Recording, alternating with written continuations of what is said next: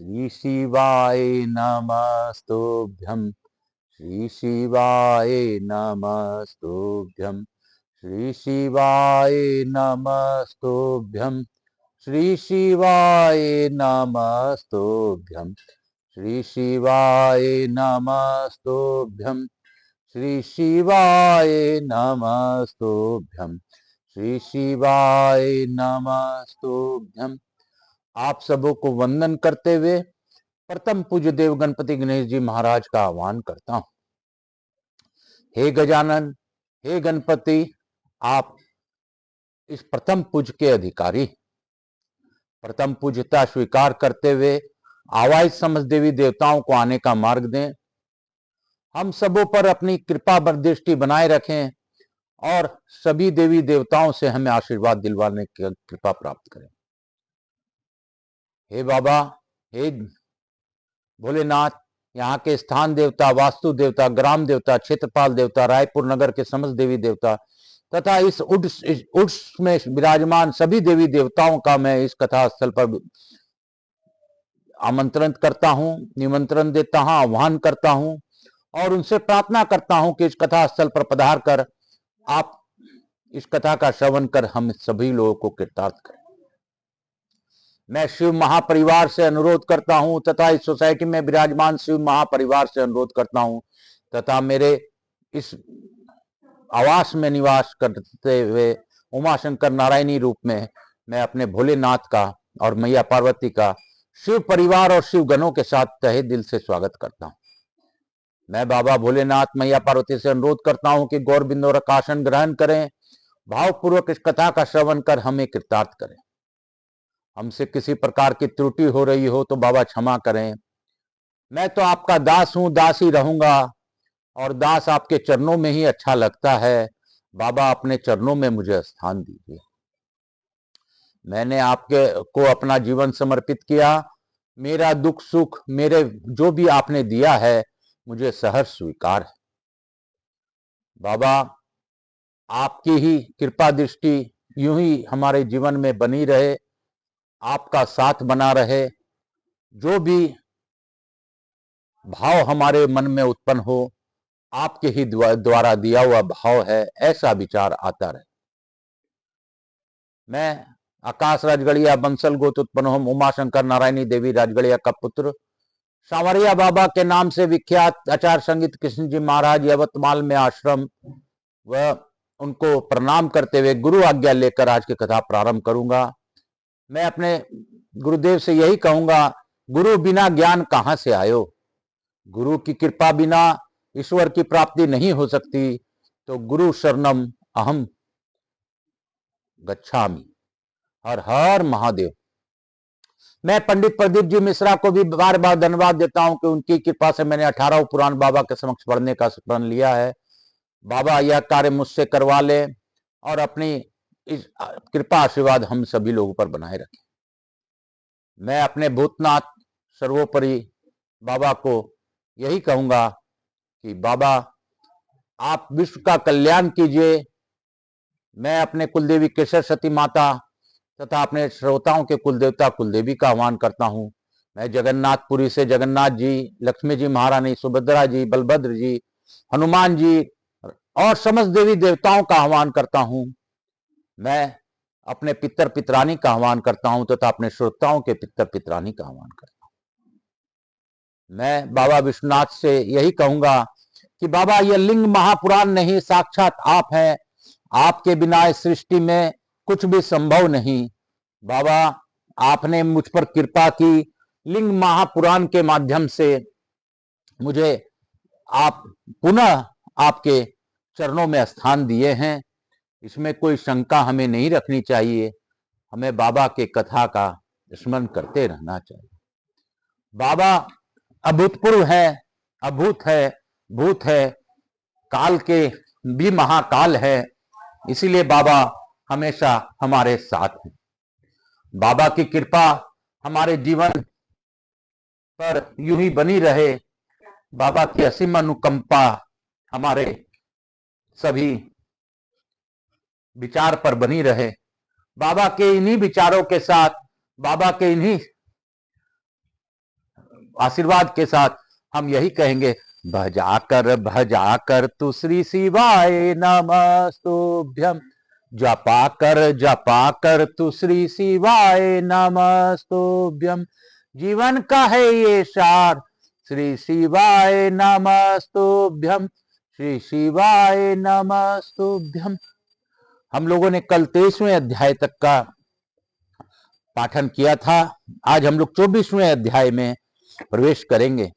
बोलो शंकर भगवान की जय, मेरे काशी विश्वनाथ की जय।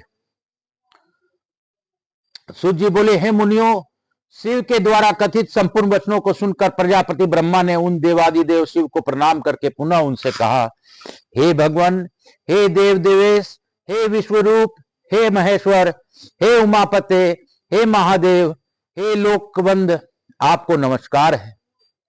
हे विश्वरूप, हे महाभाग, हे महेश्वर, हे महादेव, आपके ये जो लोक वृंद अवतार हैं, वे किस काल में तथा किस युग में द्विजातियों के द्वारा इस लोक में देखे जा सकेंगे। हे देव, हे महादेव, आपको नमस्कार है। द्विजातिगण किस तप या ध्यान योग के द्वारा आपका दर्शन कर पाने में समर्थ हो सकते हैं। ब्रह्मा जी का यह वचन सुनकर ऋग्वेद, यजुर्वेद तथा सामवेद से प्रादुर्भूत महादेव रुद्र अपने सम्मुख स्थित उन पितामह को देखकर मुस्कुराते हुए उनसे बोले, भगवान शिव बोले, मानव मुझे न तो केवल तप से, न आचार से, न दान से, न धर्म फल से, न तीर्थाटन से, न योग से, न पुष्कल दक्षिण वाले यज्ञों से, न वेदों से अध्ययन से, न धन से, तथा न तो शास्त्रों के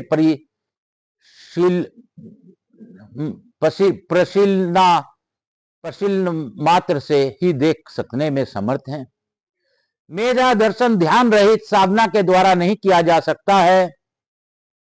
हे पितामह, वारा कल्प के 7वें मनवंतर में सभी लोगों के प्रकाशित करने वाले और कल्प का स्वामी मेरा अवतार रूप विवस्वत मनु आपके पौत्र के रूप में अवतरित होगा। उसी कल्प के द्वापर युग के अंत में लोगों पर अनुग्रह तथा ब्राह्मणों के हित के लिए मैं अवतार ग्रहण करूंगा।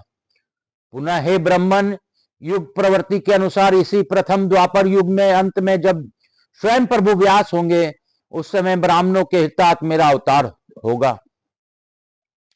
उसके अनंतर उसी युग की समाप्ति कली में मैं शिखाधारी श्वेत नामक महामुनि के रूप में अवतीर्ण होऊंगा और पर्वतों में उत्तम हिमालय के छागल नाम वाले शिखर पर निवास करूंगा।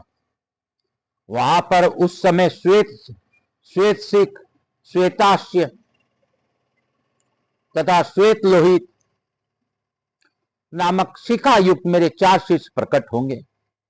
ये चारों महात्मा ब्राह्मणानिष्ठ और वेदों के पारागामी विद्वान होंगे। तदंतर ध्यान योग से पूर्ण तत्पर हे ब्रह्मव्युष्ट शिष्य ब्रह्म की परम गति को जानकर मेरा सानिध्य प्राप्त हो करेंगे। हे ब्रह्मांड, इसके बाद द्वितीय द्वापर के अंत में पुनः जब सद नामक प्रजापति रूप प्रभु व्यास होंगे, उनके अनंतर कली में आपने शिष्य के अनुग्रह की कामना से लोक के कल्याणार्थ में सुतार नाम से अवतार ग्रहण करूंगा। वहां भी दुदुम्बी, सतरूप, ऋचिक तथा केतुमान नाम से प्रसिद्ध मेरे शिष्य प्रकट होंगे। वे योग तथा ध्यान को पूर्णतः प्राप्त होकर भूतल पर ब्रह्म ज्ञान स्थापित करके शिवलोक को प्राप्त होंगे और सदा मेरा सानिध्य में रहेंगे। पुनः तीसरे द्वापर में अंत पर में जब भार्गव नामक व्यास होंगे, तब मैं दमन नाम से अवतीर्ण होऊंगा और उस समय में विकास, विकेश, विपाशा तथा शापनाशन नाम वाले मेरे 4 शिष्य होंगे। उसी पूर्वोक्त ध्यान योग के द्वारा वे महान ओजस्वी शिष्य भी शिवलोक को प्राप्त होंगे, जहां से जीव का पुनः आगमन नहीं होता है। चौथे द्वापर के अंत में जब अंगिरा नामक व्यास होंगे, तब मैं ही भी सुधोत्र नाम से अवतीर्ण होऊंगा। उस समय भी मेरे 4 पुत्र प्रकट होंगे। सुमुख, दुर्मुख, दुदुर तथा दुरातिक्रम नाम वाले मेरे वे सभी पुत्र तपस्वी, द्विश्रेष्ठ, योगात्मा एवं दृढ़ व्रत वाले होंगे। विशुद्ध मन तथा नाष्टा पाप वाले, योग युक्त और महान ओजस्वी के वे पुत्र भी उसी मार्ग से योग के सूक्ष्म गति को प्राप्त होकर रुद्र लोक को जाएंगे, जहां से जीवों का पुनर्जन्म नहीं होता। पांचवें द्वापर के अंत में जब सविता नामक व्यास होंगे, उस समय भी लोक में अनुग्रहार्थ योगात्मा एक कला गति वाला तथा महान तपोव्रती हे कंक नाम से अवतार ग्रहण करूंगा। उस समय सनक, सनंदन,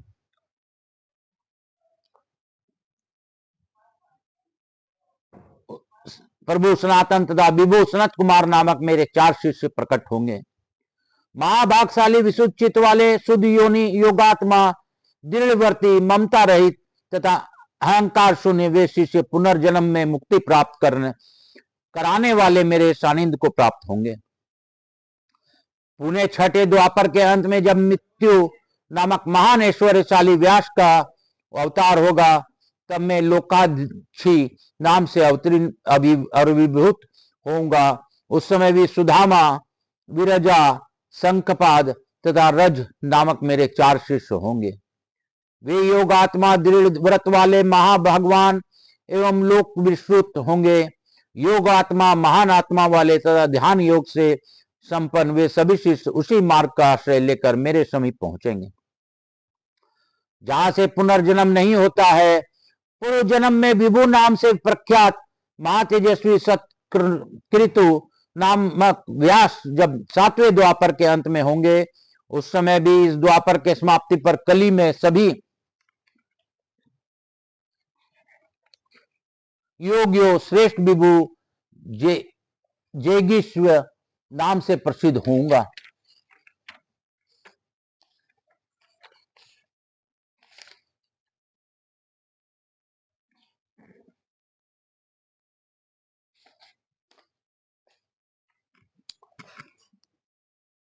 उस युग में शाश्वत, मेघवा तथा सुवहान नामक मेरे 4 पुत्र होंगे। ध्यान योग से प्रायण वे परमात्मा उसी योग मार्ग पर चलकर निर्विकार शिवलोक को प्राप्त होंगे। पुनः 8वें द्वापर के अंत में जब वशिष्ठ नामक व्यास होंगे, तब दधि वाहन नाम से मैं अवतरित होऊंगा। उस समय भी कपिल, आसुरी, पंचशिख मुनि तथा महायोगी भास्कल ये मेरे परम योगात्मा एवं दृढ़वती 4 पुत्र होंगे, जिनके सदस्य महान योगी भूतल पर कोई नहीं होगा। वे धर्मात्मा तथा महान ओजस्वी पुत्र भी माहेश्वर योग में सिद्ध होकर ज्ञान संपन्न और पाप मुक्त हो मेरे सानिध्य को प्राप्त होंगे, जहां से जीव का पुनः आगमन जन्म नहीं होता है। 9वें द्वापर के अंत में जब शाश्वत नामक के व्यास होंगे, तब मैं भी ऋषि नाम से अवतीर्ण होऊंगा। उस समय भी पराशर, गर्भ, भार्गव तथा अंगिरा नाम वाले मेरे 4 पुत्र होंगे, जो महान ओजस्वी ब्रह्मनिष्ठ वेदों के पारगामी विद्वान एवं महान आत्मा वाले होंगे। वे भी उसी प्रकार ध्यान मार्ग को प्राप्त होकर इस लोक में प्रस्थान करेंगे। तपोबल में उत्कृष्ट, साप अनुग्रह के पूर्ण विद्वान एवं तपोव्रती वे सभी पुत्र भी पूर्वोक्त उसी योग मार्ग का आश्रय लेकर रुद्र लोक को प्राप्त होंगे, जहां से पुनः आगमन नहीं होता है।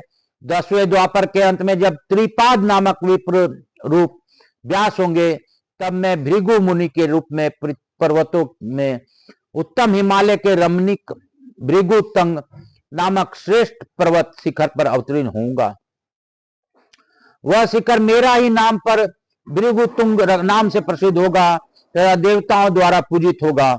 उसी समय भी बल बंधु, निरामित्र, केतु श्रृंग तथा तपोधन ये मेरे 4 पुत्र होंगे, जो देववती, योगात्मा, महात्मा और तपो योग से युक्त होंगे। वे अपनी तपस्या से पापों को दग्ध करके रुद्र लोक को प्राप्त होंगे।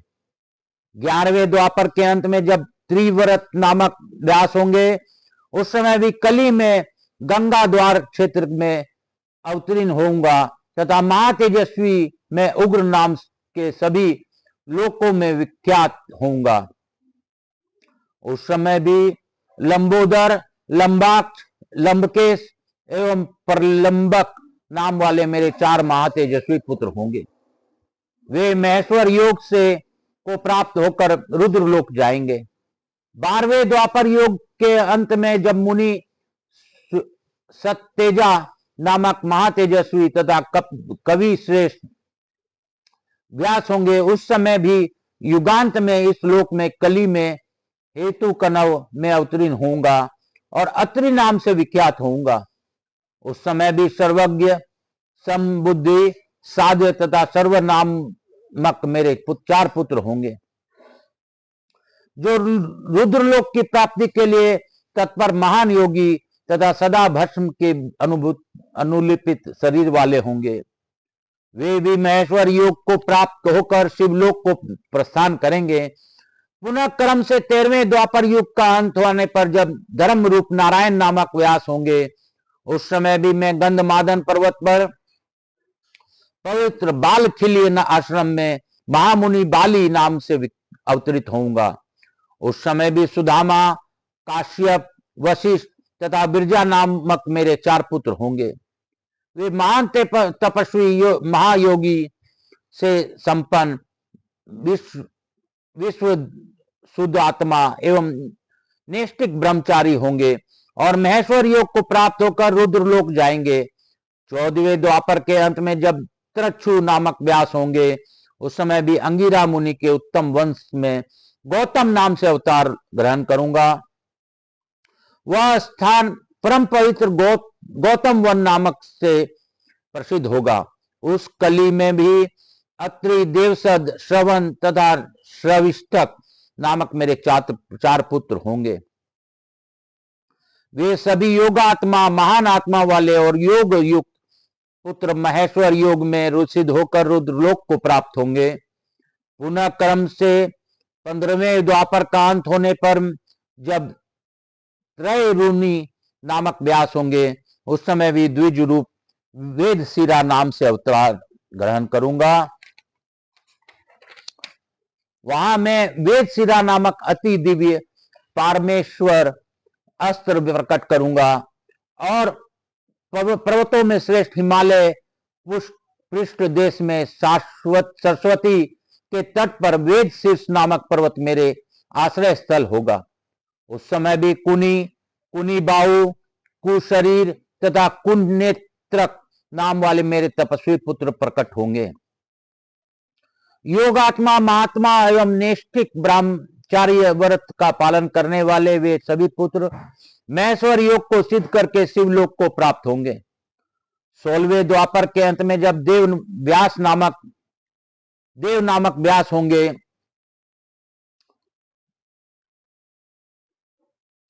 तब भक्तों के तथा संयत आत्मा वाले जनों का योग प्रदान करने के निमित्त मैं गोकर्ण नाम से अवतार ग्रहण लूंगा और वह स्थान परम पवित्र गोकर्ण वन के नाम से प्रसिद्ध होगा। उस समय भी काश्यप, उष्णा, चैवन तथा बृहस्पति नामक मेरे 4 महायोगी पुत्र होंगे। वे भी उसी मार्ग से ध्यान योग से युक्त होकर महेश्वर योग प्राप्त करके रुद्रलोक जाएंगे। पुनः क्रम से 17वें द्वापर के अंत में जब देवकृतजय नामक व्यास होंगे, तब भी मैं हिमालय अति उच्च महालय नामक रमणीक शिखर पर गुरावासी नाम से अवतीर्ण होऊंगा। वह महालय स्थल परम पवित्र तथा सिद्ध क्षेत्र माना जाएगा। वहां पर भी उत्थस्त, वामदेव, महायोग एवं महाबल नाम वाले मेरे 4 पुत्र होंगे। वे योग वेता, ब्रह्मवादी, महात्मा, मोह रहित तथा अहंकार शून्य होंगे। कलयुग में उन पुत्रों के ध्यान योग करने वाले हजारों शिष्य होंगे। ध्यान करने वाले तथा योग अभ्यास प्रायण वे सभी शिष्य महेश्वर को हृदय में धारण करके महालय क्षेत्र में मेरे 4 चरणों का दर्शन करके शिव पद को प्राप्त होंगे। इनके अतिरिक्त अन्य जो भी महात्मा उस द्वापर के अंत में कली में अपना मन ध्यान में लगाकर निर्मल आत्मा तथा शुद्ध बुद्धि वाले हो जाएंगे, वे शोक रहित होकर मेरे अनुग्रह में रुद्रलोक को प्राप्त होंगे।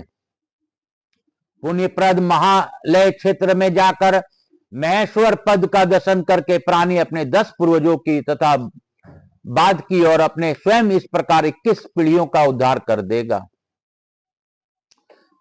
इस प्रकार महालय क्षेत्र में पहुंचकर लोग अपने वंश का उद्धार करके मेरी कृपा कष्ट से रहित होकर रुद्रलोक को प्राप्त करेंगे। हे विभो, पुनः 18वें द्वापर के अंत में जब रितंजय मुनि नामक व्यास होंगे, तब मैं सिद्धि प्रदायक पुण्यप्रद तथा देव दानवों में पूजित रमणीक हिमालय शिखर पर शिखंडी नाम से अवतार ग्रहण करूंगा, और वह शिखर मेरे नाम से शिखंडी पर्वत तथा वह क्षेत्र शिखंडी का वन कहा जाएगा, जहां सिद्ध महात्मा निवास करेंगे। वहां पर भी वात्सव, ऋचिक, श्यावाश्व तथा यतीश्वर नामक मेरे पुत्र होंगे। वे सब परम तपस्वी, योगात्मा, महात्मा तथा वेदों के पारगामी विद्वान होंगे, जो महेश्वर योग में सिद्ध होकर रुद्रलोक को प्राप्त होंगे। तदंतर क्रम से 29वें द्वापर के अंत में महामुनि भरद्वाज 2 व्यास होंगे, और उस समय मैं हिमालय में शिखर पर विराजमान रमणीक जटायु पर्वत पर जटामाली नाम से अवतीर्ण होऊंगा। उस समय भी हिरण्यनाभ, कौशल्य, लोकाक्षी तथा कुथुम्मी नामक मेरे 4 पुत्र होंगे। वे महाप्रतापी, ऐश्वर्य युक्त, योग ध्यान प्रायण और नैष्ठिक ब्रह्मचारी होंगे। वे सब महेश्वर योग को प्राप्त होंगे, रुद्रलोक को प्रस्थान करेंगे। पुनः जब 20वें द्वापर का अंत होगा, तब उस समय महामुनि गौतम तो व्यास होंगे, और मैं भी उसी समय हिमालय क्षेत्र में 28 नाम से अवतरित होऊंगा। तभी से लोगों का 28 के प्रति महान प्रीति हो जाएगा।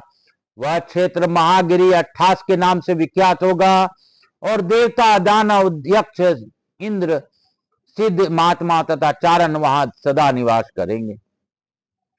वहां पर सुमंतु, बर्बरी, विद्वान, कम्मंद तथा कुशकंधर ये मेरे 4 पुत्र होंगे।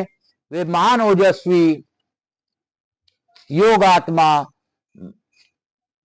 महात्मा, ध्यान प्रायण एवं दृढ़व्रती होंगे, जो महेश्वर योग में सिद्ध होकर रुद्रलोक को प्राप्त होंगे। पुनः क्रम से 21वें द्वापर के अंत में जब ऋषिवर, परवर, वाश्रवा व्यास होंगे, तब मैं दारुक नाम से अविभूत होऊंगा। इसलिए वह स्थान कल्याणप्रद तथा पुण्य कर होगा, और मेरा नाम पर देव दारुवन के नाम से प्रसिद्ध होगा। वहां पर प्लक्ष, दारभी यानी केतुमान तथा गौतम नाम वाले मेरे 4 पुत्र होंगे, जो महाप्रतापी, योगात्मा, महात्मा, संयत आत्मा वाले एवं ब्रह्मचारी होंगे। वे सब निष्ठा पूर्वक योग व्रत का पालन करके रुद्रलोक को प्राप्त होंगे। 22वें द्वापर के अंत में जब सुशियान नामक व्यास होंगे, उस समय मैं महामुनि भीम नाम से हल धारण किए काशी में अवतार ग्रहण करूंगा, जहां पर उस कली में इंद्र सहित सभी देवतागण अस्त्र रूप में हल धारण करने वाले हलायुध मुझ शिव का दर्शन प्राप्त करेंगे। वहां पर भी भलवी, मधुपिंग, श्वेत केतु तथा कुश नामक मेरे 4 पुत्र होंगे। अतिशय धर्मनिष्ठ, ध्यान प्रायण, विशुद्ध आत्मा एवं ब्रह्म भाव में इसको प्राप्त हुए पुत्र भी महेश्वर योग में सिद्ध होकर शिवलोक को प्राप्त होंगे। हे ब्रह्मन, पुनः 23वें द्वापर में अंत में जब पुण्य मुनि 3 बिंदु नामक व्यास होंगे, उस समय में धर्मनिष्ठ तथा महाकाल काय मुनि पुत्र के रूप में श्वेत नाम से अवतीर्ण होऊंगा। वहां उत्तम पर्वत पर काल को जिन व्यतीत करूंगा, अतः वह पर्वत कालंजर नाम से विख्यात होगा। वहां भी उशिक, वहदश्व, देवल तथा कवि नामक मेरे 4 तपस्वी शिष्य होंगे। वे माहेश्वर योग को प्राप्त होकर रुद्र लोक जाएंगे। हे विभो, 24वें द्वापर के अंत में जब ऋक्ष मुनि व्यास होंगे, तब मैं भी इस युगांत तथा कली के प्रारंभ में देवविंद नेमी सारण्य में महान योगी के रूप में सुली नाम से अवतार लूंगा। वहां भी शालिहोत्र, अग्निवेश, युवानश्व एवं शरद्वसु नामक मेरे 4 तपोधन शिष्य होंगे। वे भी उस योग मार्ग से रुद्रलोक को प्राप्त होंगे। पुनः कर्मिक रूप से 25वें द्वापर के अंत में जब वशिष्ठ जी के पुत्र शक्ति मुनि व्यास होंगे, उस समय जगन्नाथ प्रभु में दंड धारण किए हुए मुंडीश्वर नाम से अवतार ग्रहण करूंगा। उस समय भी छगल, कुंडकर्ण, कुंभांड एवं प्रवाहक नामक मेरे 4 तपोव्रती पुत्र होंगे। महेश्वर योग से सिद्ध होकर मेरे अमर तत्व को प्राप्त होंगे। 26वें द्वापर के अंत में जब पराशर नामक व्यास होंगे, उस समय भी इस युगांत में कली के प्रारंभ में भद्र वट क्षेत्र में सहिष्णु नाम से अवतरण होगा। वहां भी उल्लुक, विद्युत, शंभुक तथा अश्वलायन नामक अत्यंत धर्मपरायण मेरे 4 पुत्र होंगे। वे महेश्वर योग को प्राप्त होकर रुद्रलोक को प्रस्थान करेंगे। पुनः कर्मिक रूप से 27वें द्वापर के अंत में जब तपस्वी जातुकर्णी व्यास होंगे, तब मैं योग विश्रुत तथा योगात्मा द्विश्य सोम शर्मा के रूप में प्रभात क्षेत्र में अवतरित होऊंगा। वहां पर भी अक्षपाद, कुमार, उल्लूक एवं वत्स नामक मेरे 4 तपस्वी शिष्य होंगे। योगात्मा, महात्मा, निर्विकार हृदय तथा शुद्ध बुद्धि वाले वे शिष्य महेश्वर योग प्राप्त करके अंत में रुद्रलोक जाएंगे। पुनः क्रम से 28वें द्वापर के आने पर जब श्रीमान लोक पितामह विष्णु अपने 6ठे अंश के पराशर पुत्र कृष्ण द्वैपायन नामक व्यास होंगे, तब यदु श्रेष्ठ पुरुषोत्तम वासुदेव कृष्ण वसुदेव से उत्पन्न होंगे। उस समय योगात्मा में लोगों को विस्मित करके उद्देश्य योग माया से एक ब्रह्मचारी का शरीर धारण कर प्रकट होऊंगा और योग माया के प्रभाव से ब्राह्मणों के कल्याणार्थ शमशान में मृत पड़े एक अनाथ ब्राह्मण का शरीर देखकर उसमें प्रवेश करूंगा। दिव्य तथा पुण्य प्रदान करने वाले मेरु ग्रह में आपके एवं विष्णु के साथ मैं निवास करूंगा। हे ब्राह्मण, उस समय मैं लुकुली नाम से विख्यात होऊंगा और मेरा अवतार स्थल जब तक भूमि का सत्ता रहेगी तब तक एक चित क्षेत्र रूप में कार्य अवतार इस नाम से विख्यात। वहां पर भी कुशिक, गर्ग, मित्र तथा कोरस्य नामक मेरे 4 तपस्वी योगात्मा, ब्रह्म ज्ञानी और वेदों के पारगामी विद्वान पुत्र होंगे। विशुद्ध आत्मा वाले तथा नैष्ठिक ब्रह्मचर्य व्रत धारण करने वाले वे पुत्र महेश्वर योग से सिद्ध होकर पुनरागमन से मुक्ति दिलवाने वाले रुद्रलोक को प्राप्त होंगे। वे पाशुपत योग में सिद्धि भस्म में विभूषित शरीर वाले, नित्य शिवलिंग की अर्चना में तत्पर रहने वाले, बाहर एवं भीतर से भक्ति योग पूर्वक योग के द्वारा मुझे में स्थित रहने वाले ध्यान परायण तथा जितेंद्रिय होंगे। ज्ञान मार्ग का प्रकाशक एवं पाशुपात योग सांसारिक बंधन से मुक्ति प्राप्त करके तथा आत्मज्ञान सिद्ध करने के लिए एक महान उपाय है। इस जगत में अनेक योग मार्ग हैं, तो अनेक ज्ञान मार्ग है, किंतु पंचाक्षरी विद्या नमः शिवाय, नमः शिवाय, नमः शिवाय, नमः शिवाय, नमः शिवाय के बिना प्राणी संसारिक बंधन से मुक्त नहीं हो सकते। जो मनुष्य सभी द्वंद्वों से रहित होकर तप करता है, वह पके फल के भांति मुक्ति के लिए उपस्थित रहता है। जो पुरुष मात्र एक दिन बलि भांति पशुपत व्रत का धारण करता है, वह उस गति को प्राप्त कर लेता है जो उसे सांख्य तथा पंचरात्र में कभी नहीं मिलती। इस प्रकार मेरे क्रम में मनु को लेकर कृष्ण द्वैपायन प्रयत्न 28 अवतारों का वर्णन आपसे कर दिया। जब कल्प में जब धर्म रूप श्री कृष्ण द्वैपायन व्यास होंगे तब वे ही वेद समूह का विभाग करेंगे। सूत जी बोले, इस प्रकार महादेव के द्वारा कही गई रुद्र अवतार की कथा बातें सुनकर महातेजस्वी भगवान ब्रह्मा ने प्रणाम पूर्वक प्रिय वाणी में से महेश्वर शिव की स्तुति की और पुनः उनसे कहा। पितामह बोले, सभी देवता सभी गण विष्णु से ही व्याप्त हैं, विष्णु के समान कोई अन्य गति हो ही नहीं सकती, ऐसे वेद निरंतर गाते हैं, इसमें कोई संशय नहीं। हे देवादिदेव भगवान विष्णु आपके लिंगार्चन में निरंतर रत क्यों रहते हैं तथा जगतपति होकर भी सदा आपको प्रणाम क्यों करते हैं? सूत जी बोले, परिमेष्टि ब्रह्मा जी का वचन सुनकर हर्षित से युक्त नेत्र वाले भगवान शंकर उनके इस महत्वपूर्ण प्रश्न से अत्यधिक प्रसन्न हो गए और उन्हें लिंग पूजा प्रकरण के विषय में बताया। भगवान विष्णु साक्षात सुश्रेष्ठ इंद्र तथा मुनियों ने विधि विधान से लिंग की पूजा करके ही अपने अपने प्रब्ध प्राप्त किए हैं। वे विभो, इसलिए वे लिंग पूजन में तत्पर रहते हैं।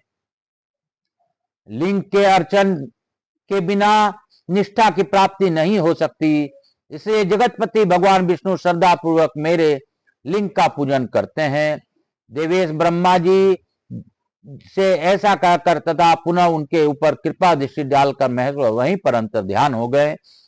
तत्पश्चात उन शिष्य को हाथ जोड़कर प्रणाम करके और उनसे आज्ञा प्राप्त करके वे भगवान ब्रह्मा सृष्टि की रचना करने में प्रवृत्त हो गए। इस प्रकार श्री लिंग महापुराण के अंतर्गत पूर्व भाग में विधि व्यास अवतार नामक 24वां अध्याय पूर्ण हुआ। बोलो शंकर भगवान की जय। काल हर दुखहर दारिधर कष्टहर हर हर महादेव शंभु शंभु। हम लोग लघु आरती करते हुए आज की कथा को यहीं पे विराम देंगे और यही कहेंगे, जपा कर तू श्री शिवाय नमस्तुभ्यम, भजा कर तू नमः शिवाय। जपा कर तू श्री शिवाय नमस्तुभ्यम, या भजा कर तू नमः शिवाय नमः शिवाय। तेरे जीवन के सारे दुख चले जाएंगे, तू भजता रह नमः शिवाय। श्री शिवाय नमस्तुभ्यम। हर हर महादेव।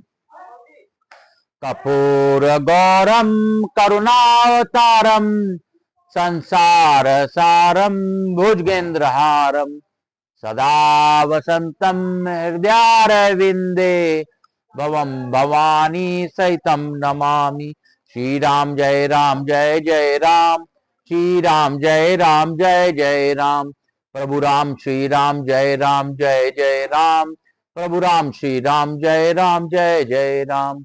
हर हर महादेव। यहाँ के स्थान देवता, वास्तु देवता, ग्राम देवता, समस्त देवी देवताभ्यो नमो नमः, आवाहित देवी देवताभ्यो नमो नमः, ग्राम देवताभ्यो, क्षेत्रपाल देवताभ्यो, शिव महापुराणाय नमो नमः, शिवलिंगाय नमो नमः, शिवलिंग पुराणाय नमो नमः। मेरे महादेव की जय, शिव महापरिवार की जय, शिव गणों की जय, मेरे समस्त देवी देवताभ्यो की जय, मातृ देवी व पितृदेव व सब पितृ देवताभ्याम नमो नमः। मेरे भोलेनाथ की जय। काल हर दुखहर दारिधर कष्टहर हर हर महादेव। शंभो शंभो शंभो शंभो। बोल बम का नारा है बाबा एक सारा, चितलीकरण अहम करिष्येत हर हर महादेव। शंभो शंभो। जपा कर तू श्री शिवाय नमस्तुभ्यम, भजा कर तू श्री शिवाय